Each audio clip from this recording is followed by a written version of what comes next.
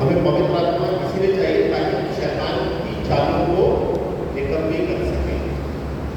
पवित्र आत्मा जो है वो हमें इस संसार में दिया गया है ताकि हम पवित्र आत्मा की सहायता से शैतान के ऊपर और उसकी युक्तियों के ऊपर, उसकी चालों के ऊपर जयवंत हो सके। और उसकी जो चालें हैं, उसकी जो युक्ति है वो पवित्र आत्मा हमारे ऊपर वृद्धि कराता है। जब जब आप इस परमेश्वर के वचन को पढ़ेंगे तब तब आप परमेश्वर के समीपता में रहने के माध्यम से, परमेश्वर के अनुग्रह के माध्यम से हर बातों के ऊपर आप जयवंत होते चले जाएंगे, है ना। तो आइए हम वचन में आगे चलते हैं जल्दी से। लूका 4 उसका बाद दूसरी बात, यीशु ने उत्तर दिया, यह कहा गया है कि तू प्रभु अपने परमेश्वर की परीक्षा न कर। जब शैतान ने उसको हर तरह के जगत के राज्य दिखा दिए तब यीशु मसीह ने उसको क्या उत्तर दिया, यह भी कहा गया है कि तू प्रभु अपने परमेश्वर की परीक्षा न कर। तीसरी बात, लूका 4:8, यीशु ने उत्तर दिया कि लिखा है तू प्रभु अपने परमेश्वर को प्रणाम कर और केवल उसी की उपासना कर। तो जब जब आपके साथ भी इस प्रकार की चीजें हुए तब तक आप इस बात को याद रखें कि शैतान ने यीशु मसीह की भी परीक्षा किया था। शैतान जो है यीशु मसीह की परीक्षा करता है और हमारी भी परीक्षा करता है। यीशु मसीह की परीक्षा जन्म से चालू हो गई थी। जब वो छोटा सा था, जब वो बालक था, चरनी में था, और बाइबल में लिखा हेरोदेस ने 2 वर्ष के और 2 वर्ष से छोटे जितने बालक थे सबको क्या किया था, मरवा डाला, है ना। और फिर स्वप्न में यूसुफ ने चितौनी पाकर, है ना, वहां से निकल के यरूशलेम से निकल के मिस्र को चला गया, मिस्र को चला गया। और स्कॉलर ऐसा बताते हैं लगभग 90 दिन 90 डेज की यात्रा थी। स्कॉलर, बाइबल स्कॉलर इस बात को बताते हैं, कोई अब तो सिर्फ पढ़ लेते हैं कोई चला गया, लेकिन चले जाने में और उस जगह पर पहुंचने में कितना समय लगा यूसुफ को, मरियम को, और उसके हाथ में छोटा सा बालक है। 90 डेज का समय लगा। 90 दिन की यात्रा करके वो यरूशलेम से मिस्र देश को पहुंचे। तो आसान नहीं है।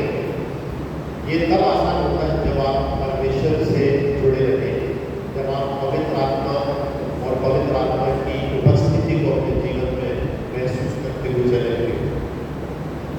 और ठीक इन्हीं माध्यम से शैतान आपको और हमको भी बहकाने की कोशिश करता है। तो हमको इस बात का ध्यान रखना है अपने आत्मिक जीवन में कि पवित्र आत्मा जो है हमें चाहिए ही चाहिए। पवित्र आत्मा के दान और वरदान अलग अलग हो सकते हैं। किसी को शिक्षा का वरदान है, किसी को संगति का है, किसी को अन्य भाषा बोलने का है, किसी को भविष्यवाणी का वरदान मिलता है। प्रेरित और उसने इसकी व्याख्या अलग अलग की है। तो अलग अलग प्रेरित जो है अलग अलग पवित्र आत्मा के दान और वरदान होते हैं। आप उस बात को जानते होंगे, लेकिन पवित्र आत्मा का मुख्य कार्य है हर एक विश्वासी को यीशु मसीह के समान बनाना। पहला उसका उद्देश्य है हर एक विश्वासी को यीशु मसीह के समान बनाना। और जब हम यीशु मसीह के समान बनने लगते हैं तो पवित्र आत्मा हमारे जीवन में पहले काम करता है, फिर हमारे परिवार के बीच में हम रहते हैं, उठते बैठते चलते फिरते सोते खाते पीते उनके बीच में काम करता है। और फिर उसके बाद आपका पड़ोस, आपका स्कूल, आपका ऑफिस, आपका कार्यालय, जहाँ जहाँ आप जाते हैं वहाँ वहाँ पवित्र आत्मा आपके माध्यम से लोगों के जीवन में काम करता है। अभी तक हमको क्या लगता है कि लोग हम बोले और परमेश्वर को ग्रहण करें, ऐसा नहीं है। बाइबल में लिखा है तो जीवित मसीह की पत्री, हम क्या है जीवित मसीह की पत्री। लोग बाइबल देख के यीशु मसीह को नहीं जानेंगे, बाइबल पढ़ के यीशु मसीह को नहीं जानेंगे, तो आपको और मुझको देख के यीशु मसीह को जानेंगे और ये देखेंगे कि क्या जो यीशु मसीह की व्याख्या हम लोगों से कर रहे हैं, क्या इनके जीवन में तो यीशु मसीह वास करना है। बाइबल में लिखा है तो जीवित मसीह की पत्री। लोगों को हमको देख के पढ़ना है कि हम कैसे हैं, हमारा व्यवहार कैसा है, हमारे काम कैसे हैं, हमारा चाल चलन कैसा है, हमारी संगति कैसी है। ये बात हमारे मसीह जीवन में प्रभाव डालती है। और ये तब पॉसिबल होता है जब हम पवित्र आत्मा से भरे रहेंगे, और जब आप पवित्र आत्मा से भरे रहेंगे तो बाइबल में लिखा है कोई भी चीज जो है आपका सामना नहीं कर सके।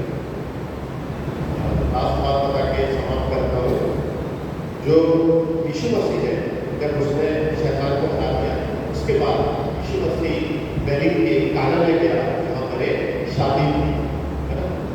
यीशु मसीह सिर्फ आश्चर्यकारक नहीं करता, लेकिन यीशु मसीह भरपूरी देने वाला भी यीशु मसीह। वो जो खाने की जो डिजायर है लोगों की ना, उसको अपने आश्चर्यकारक से उसने पूरा भी कर दिया। परीक्षा में जीता, और आप देखिए एक बार अगर आप और मैं परीक्षा में जीत जाते हैं तो उसके बाद हमारे लिए फीस्ट होती है। आत्मिक रेल में आपको मैं बोलूँ, स्पिरिचुअल रेल में यीशु मसीह के लिए जैसे ही वो से बाहर निकला, यीशु मसीह के लिए परमेश्वर ने फीस्ट को तैयार किया, एक भोज को तैयार किया। यीशु मसीह गलील के काना में गया था जहाँ पर शादी थी, और उस शादी में जाके यीशु मसीह ने अपना पहला आश्चर्यकारक किया कि पानी को दाखरस में तब्दील कर दिया, जिसकी एक दृष्टि से पानी जो है दाखरस बन गया। मैं कई बार इस बात को पढ़ा, मुझे समझ में नहीं आया कि कैसे यीशु मसीह ने पानी को दाखरस में बदल दिया।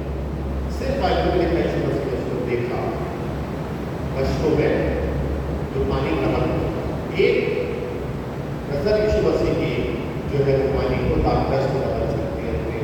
तो आपके और मेरे जीवन में एक दृष्टि परमेश्वर की एक सेकंड में कुछ कर सकती है।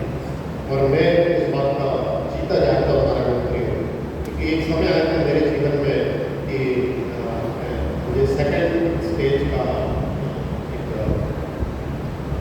मुझे जॉन्डिस हो गया था। तो मेरा जॉन्डिस बहुत सीवियर हो गया था। 17 दिन में बेड रिडन हो गया था, 17 दिन में चल फिर नहीं पाया। लेकिन फिर ऐसा लगने लगा मुझे कि शायद मैं अपना प्राण खो दूँगा।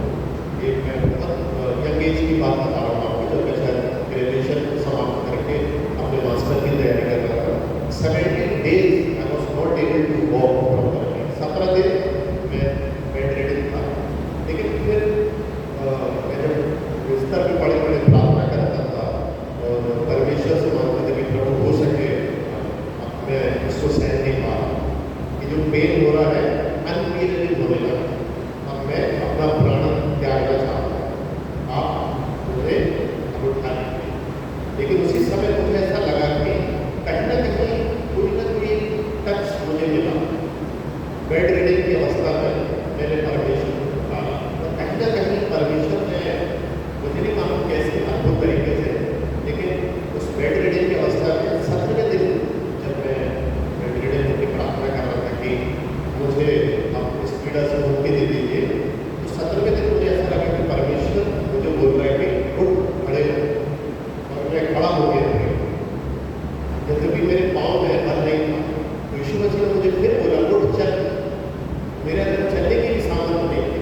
आप यकीन नहीं मानेंगे, एक 24 साल का लड़का उस समय कि मैं वापस आ रहा था लगभग 20 साल में, मैं दीवार पकड़ के चलता था। 17 days के बाद जब उठा तो परमेश्वर ने मुझसे बातचीत किया, मैं दीवार पकड़ के चला, मुझे चलते भी नहीं बन रहा था। लेकिन फिर सेम डे परमेश्वर मुझे झुकी चल गया।